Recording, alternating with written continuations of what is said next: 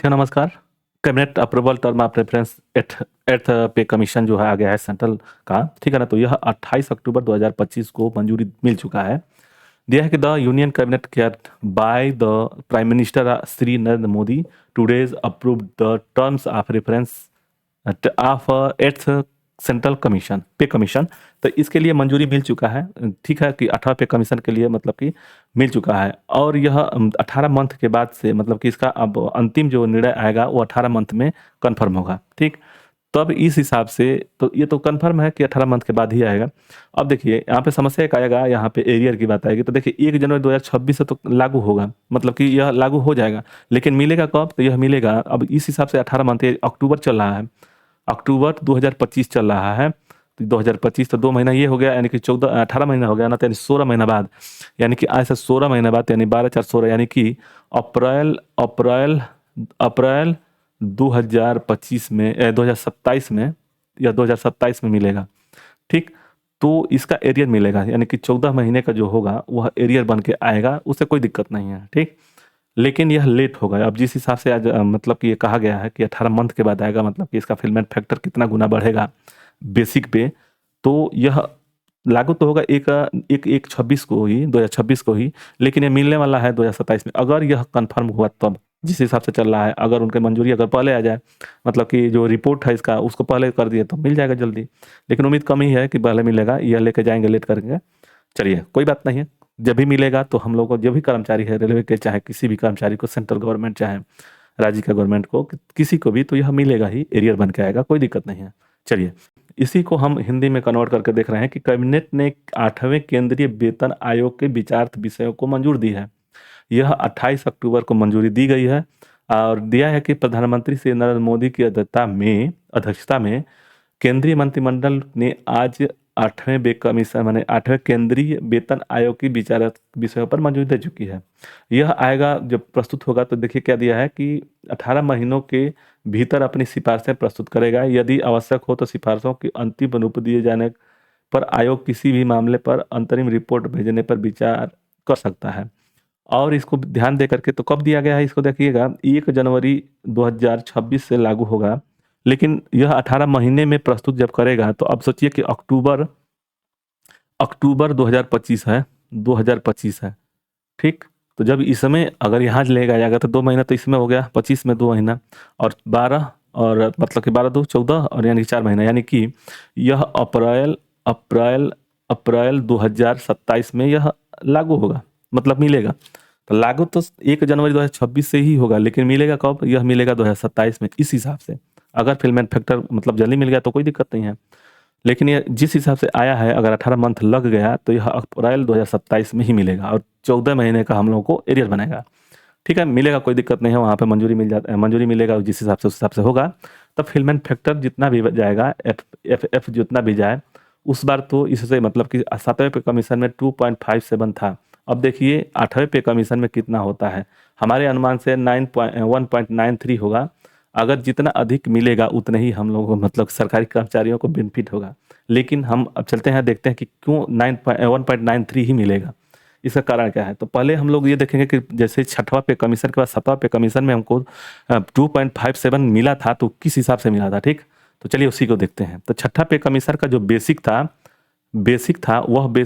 5,200 और plus 1800 grade pay, यह GP था ग्रेड पे, उसी में था 6ठे पे कमीशन में ग्रेड पे था। अब इस समय 2007वां पे कमीशन में नहीं है।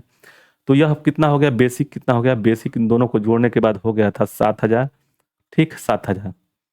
और उसके बाद से जब यह मतलब कि लंबा ड्यूरेशन चला, मैंने कि 9 महीना 6वां मंथ, मतलब कि 9 साल 6वां महीना में डीए कितना हो गया, तो उस समय डीए हो गया था 125%, ठीक है। तो इसको अगर हम मान लिए 100%, 100%, तो डीए इस समय जब लगा, तो मतलब कि ये 9 महीने बाद, 9 साल बाद, 9 साल 6 महीने बाद 125% हो गया था। हम लोग उसमें ड्यूटी कर रहे थे, और बढ़ोतरी सरकार ने की थी कितनी, तो बढ़ोतरी सरकार ने की थी 32% की थी। उम्मीद है कि 32% की थी, तो मान लीजिए 32% ये बढ़ गया।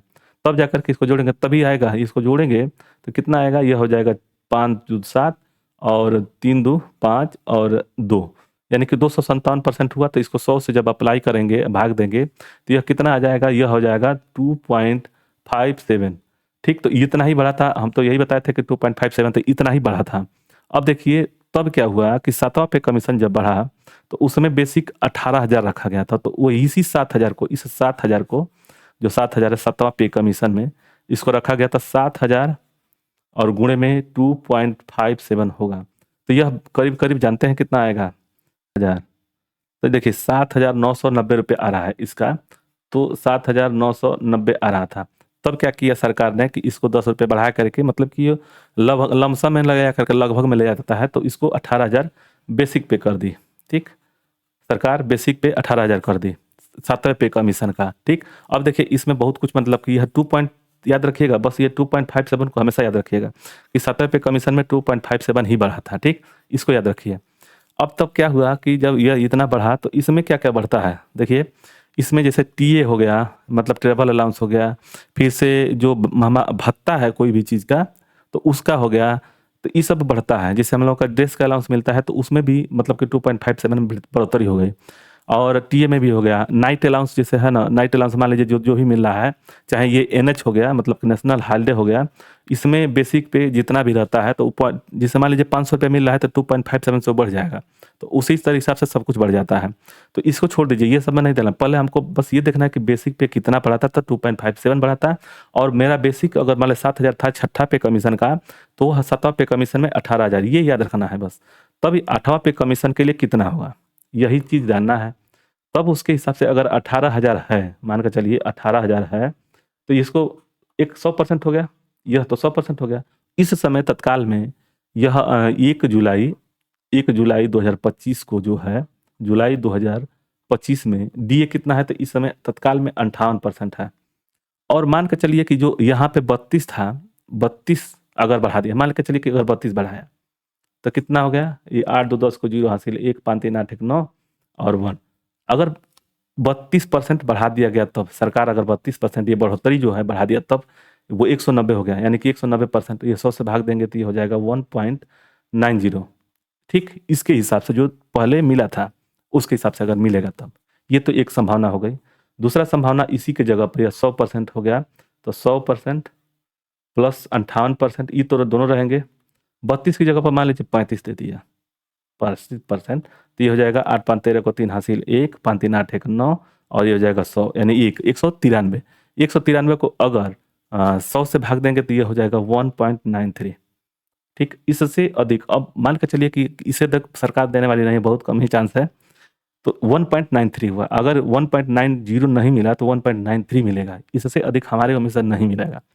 तो अब देखिए, अब बेसिक पे जब 1.93 है, तब इसको जब हम गुणा करेंगे कितने में, तो 18,000 में। 18,000 जो बेसिक था 18,000, तो उसको हम लोग गुणा करेंगे, तो गुणा करेंगे कितने से, तो 1.93 से। तो देखिए 18 दूनी 36, यानी कि 36,000 से नीचे ही रहेगा, तो वह इसको क्या करेंगे, गुणे में 1.93 को गुणा किए, तो ये आ जा रहा है, इसके साथ अगर गुणा करेंगे तो इसके साथ 18,000 गुणा करेंगे तो यह आ जा रहा है 34,740।